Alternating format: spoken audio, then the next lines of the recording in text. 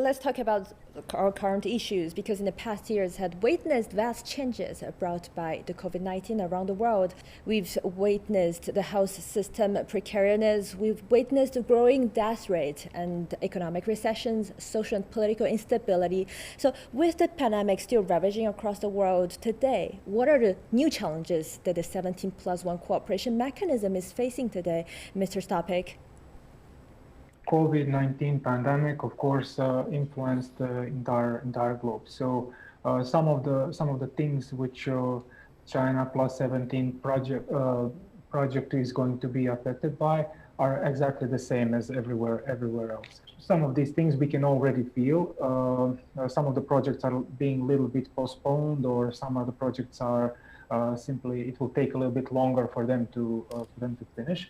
However, I would mention that one important thing, that this pandemic issue cannot be actually separated from everything else that's been going on with China in the past 3 or 4 years, including the USA-China trade war, including problems with Huawei, including the change of perspective on China. These are all things now which are going to affect all the projects with China in China in the future.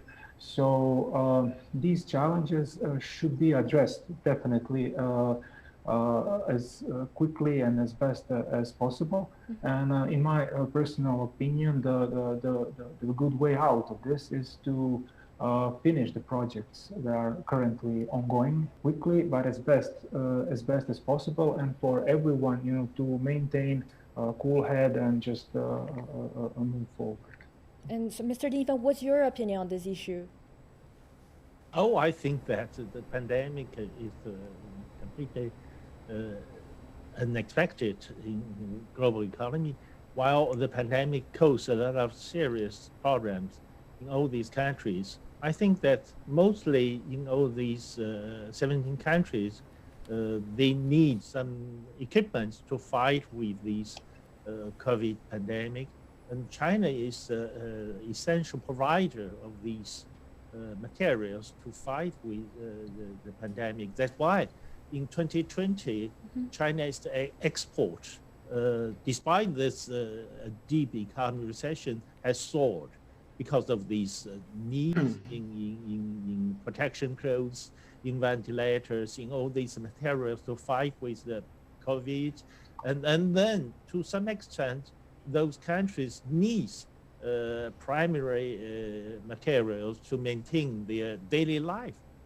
So, and China, as China is the biggest producer of a lot of electronic equipment, and in the middle of the pandemic, people need to be equipped to maintain their online activities. So Chinese equipment, electronic devices, have been a hot topic in every country, not only in those 7 countries, but also in all these European and American economies. So this is a point of view from China. So Mr. Paifo, I would like to address you this question. The pandemic has strongly affected the economic growth of all member countries. So how do you assess the impact of this pandemic on the member countries' economy, given having taken a look at the challenges facing the 17+1 mechanism? What possible solutions can we find to address these challenges?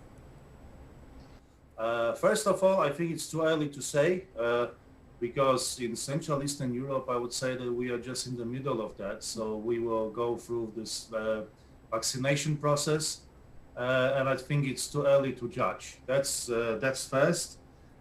Second, I would say it creates very uncertain international environment, and it must be taken into consideration if we want to work out a good solution for that.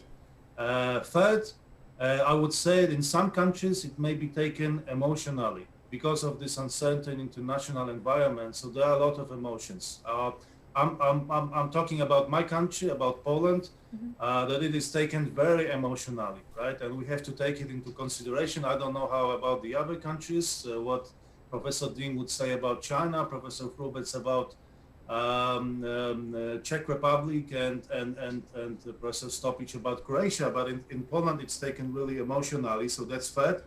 The fourth remark I would make, it's that pandemic and then coronavirus speeds up the processes actually that have been taking place before that. So political ones and also technological ones. I mean, it speeds up the process of digitalization, for example.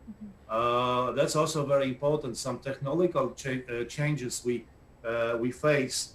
And fifth remark I would make, it's also, even though it creates an uncertain international environment, it creates a lot of opportunities, right? And we have to remember about that, I think.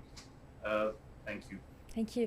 And my next question, we will start to talk about the multilateralism and the unilateralism, what's happening today, which is a very challenging issue today in our international environment. So my question is for Mr. Hubeck, because the 17+1 mechanism is a mechanism, it's a regional and multilateral cooperation.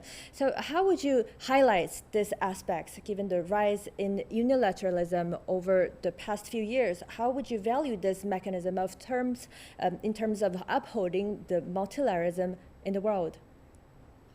I think it is really apparent that the Czech Republic, particularly my home country, the European Union and China are very good partners in struggling against unipolarism and unilateralism and in building multilateral world.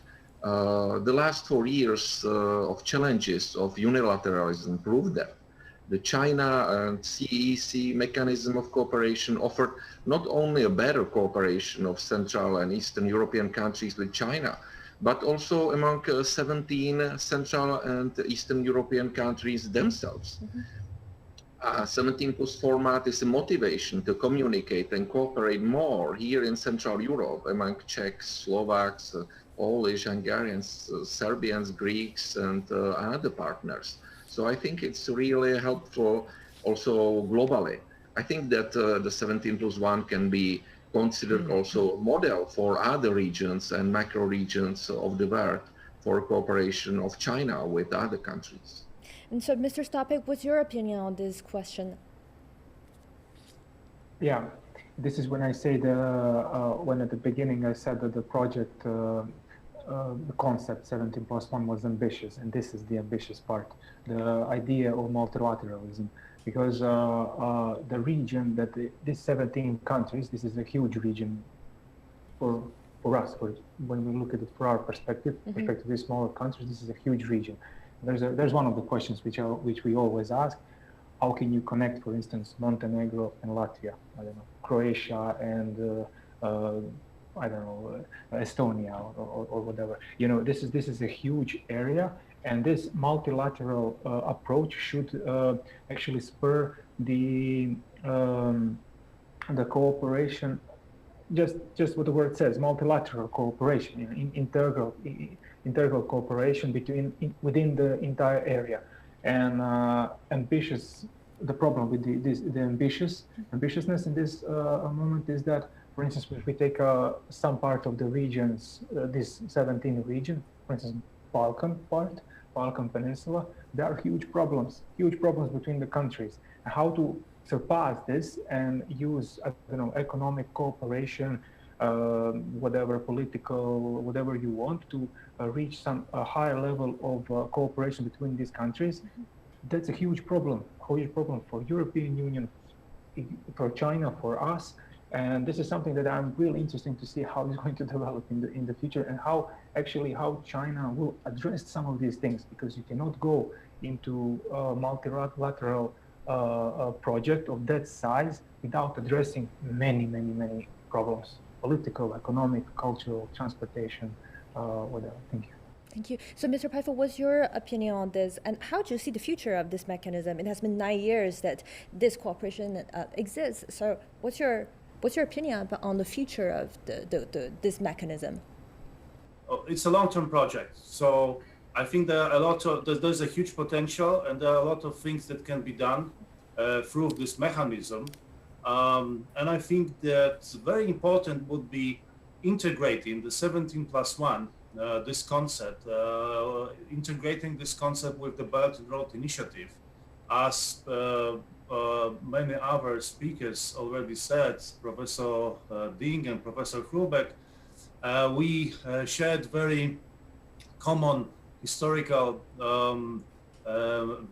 experiences in the past, not even since 1949, but also in 19th century, I would even say. And I think it's a huge chance for the region, for the advancement and for the promotion of this region in China. So this is how I would respond to your questions concerning the future of 70+1.